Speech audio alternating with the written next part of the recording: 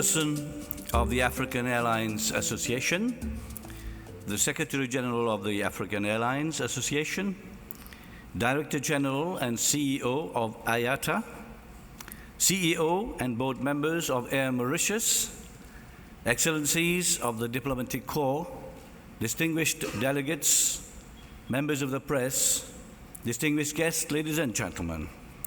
I am delighted to be with you this morning for this 51st Annual General Assembly of the African Airlines Association.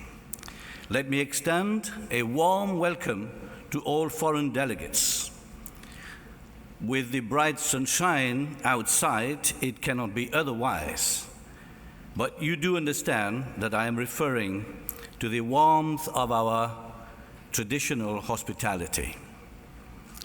This is the second AFRAA event being held in Mauritius this year after the successful AFRAA Annual Stakeholders Convention held in May. At that meeting, I remember saying to Mr. Berthet that I would give all my support for AFRAA to hold its annual General Assembly in Mauritius at any time. I am therefore extremely pleased that Air Mauritius took the challenge to organize this event in our country this year itself. Ladies and gentlemen, Africa is a vast continent with massive natural and human resources.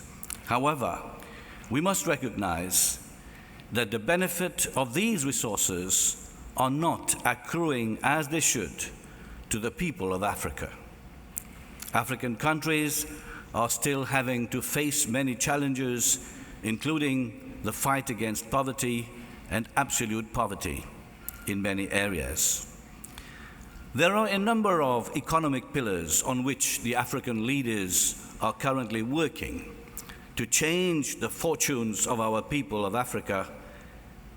And for this to happen, there is one prerequisite which cuts across all pillars, for which there is need for greater collaboration between countries of our continent, and that is air connectivity.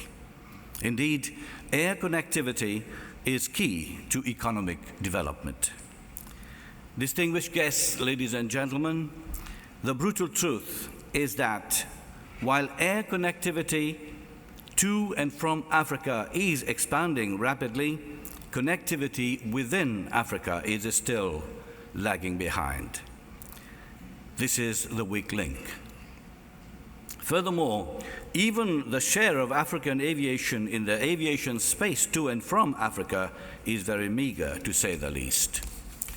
Distinguished guests, ladies and gentlemen, it is recognized that the economic benefits of aviation, be it direct, indirect, induced, and catalytic, can provide a major contribution to economic growth.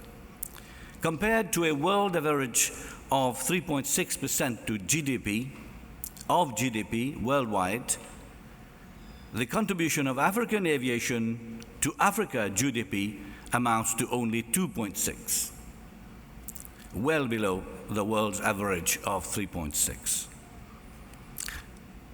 In this context, I may add that the SIDS, Small Island Development States, share of aviation to their country's GDP amounts to 10%, however, and can grow up to even 23%, as is the case for a small island like Mauritius.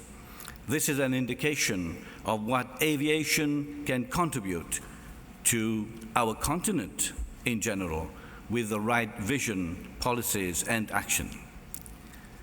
Mauritius, as an island state far away from most of its markets, recognized the need and importance of air connectivity right from the early days of independence in 1968. The country decided to invest in an airline in order to take ownership of its connectivity. Over the years, our national airline, Air Mauritius, has grown to be an important catalyst for the socio-economic development of the country and has contributed significantly to GDP growth.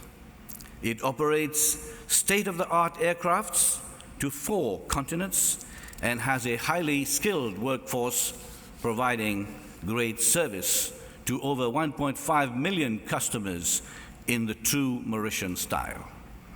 It is indeed the pride of the nation, even though it faces challenges in this highly competitive industry.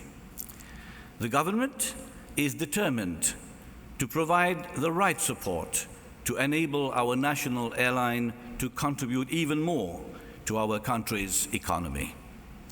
Coming back to aviation in Africa in general, we can say that over the years some progress has been achieved, but there is still a long way to go for African aviation to enjoy its fair share of the growing aviation links to our continent and thereby contribute more significantly to the much-needed economic growth and welfare of our people.